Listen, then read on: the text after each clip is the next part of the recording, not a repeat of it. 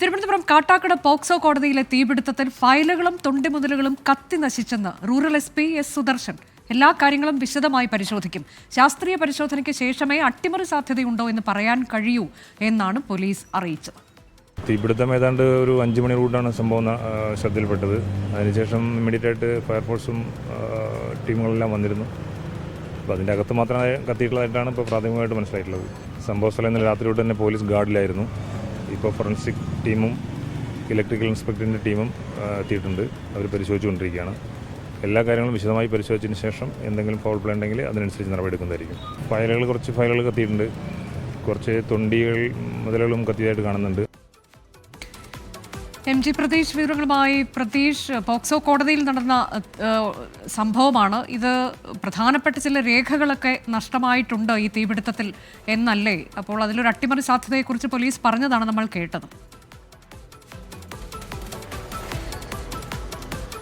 അനുജ, തീർച്ചയായും അട്ടിമറി സാധ്യത ഇപ്പോഴും തള്ളിക്കളയാൻ പറ്റില്ല. പോലീസ് ഈ സംഭവത്തെ വളരെ ഗൗരവത്തോടു കൂടിയാണ് കാണുന്നത്. അതിന്റെ അടിസ്ഥാനത്തിലുള്ള പരിശോധനകളും തെളിവെടുപ്പുമാണ് ഇന്ന് നടക്കുന്നത്.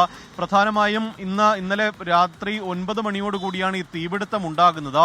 ഈ ബഹുനില കെട്ടിടത്തിന്റെ 3ാമത്തെ നിലയിലാണ് പോക്സോ കോടതിയുടെ കോർട്ട് ഹാളും ഈ തൊണ്ടിമുതലുകൾ സൂക്ഷിച്ചിരിക്കുന്ന മുറിയുമുള്ളത്. ഈ മുറിയിലാണ് തീപിടുത്തം ഉണ്ടായിട്ടുള്ളത്. മറ്റ് പല കെട്ടിടങ്ങളും വ്യാപാര സ്ഥാപനങ്ങളുമുള്ള വലിയ ഷോപ്പിംഗ് കോംപ്ലക്സ് ആണ്. അപ്പോൾ ഈ പോക്സോ കോടതിയിൽ മാത്രം തീപിടുത്തം ഉണ്ടായതാണ് ഈ ദുരൂഹത കൂട്ടാനുള്ള കാരണം. അതുകൊണ്ട് തന്നെ ഏതെങ്കിലും തരത്തിൽ അട്ടിമറി ഉണ്ടോ എന്നതാണ് പോലീസ് പരിശോധിക്കുന്നത്. നിലവിൽ ഫോറൻസിക് വിദഗ്ധരും വിരലടയാള സംഘവും ഡോഗ് സ്ക്വാഡും സ്ഥലത്ത് പരിശോധന നടത്തുന്നുണ്ട്.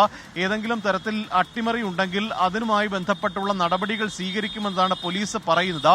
പക്ഷേ അത്തരത്തിലൊരു സ്ഥിരീകരണം ഈ ഘട്ടത്തിൽ നൽകാൻ കഴിയില്ല എന്നതാണ് റൂറൽ SP-യുടെ വിശദീകരണം. ശാസ്ത്രീയ തെളിവുകൾ കൂടി ലഭിച്ച ശേഷമായിരിക്കും അന്തിമ തീരുമാനത്തിൽ എത്തുന്നത്. ഒപ്പം ഷോർട്ട് സർക്യൂട്ടാണ് ഈ തീപിടുത്തത്തിന് കാരണമെന്നൊരു പ്രാഥമിക വിവരം ആദ്യം പുറത്തു വന്നിരുന്നു. പക്ഷേ അതിനുള്ള സാധ്യതയില്ല എന്നതാണ് നമുക്ക് ഇപ്പോൾ മനസ്സിലാക്കാൻ കഴിയുന്ന കാര്യം. ഇലക്ട്രിക്കൽ ഇൻസ്പെക്ടറേറ്റ് ഉദ്യോഗസ്ഥരും സ്ഥലത്ത് പരിശോധന നടത്തുന്നുണ്ട്. ഈ ഷോർട്ട് സർക്യൂട്ട് ആണോ കാരണമെന്ന് സ്ഥിരീകരിക്കുന്നതിന് വേണ്ടിയാണ് ഇലക്ട്രിക്കൽ വിഭാഗം ഉദ്യോഗസ്ഥർ സ്ഥലത്ത് എത്തിയിട്ടുള്ളത്. എന്തായാലും ഈ റിപ്പോർട്ട് ലഭിച്ച ശേഷമായിരിക്കും മറ്റ് തുടർ നടപടികളിലേക്ക് പോലീസ് കടക്കുക. അനുജ, കാട്ടാക്കട പോക്സോ കോടതിയിലെ തീപിടുത്തത്തിലാണ് ഫയലുകളും തൊണ്ടിമുതലുകളും കത്തി നശിച്ചുവെന്ന് പോലീസ് പറഞ്ഞത്. ഇതിലൊരു അട്ടിമറി സാധ്യതയുണ്ടോ എന്നത് പരിശോധിച്ചുകൊണ്ടിരിക്കുകയാണെന്നതാണ് പോലീസ് അറിയിച്ചത്.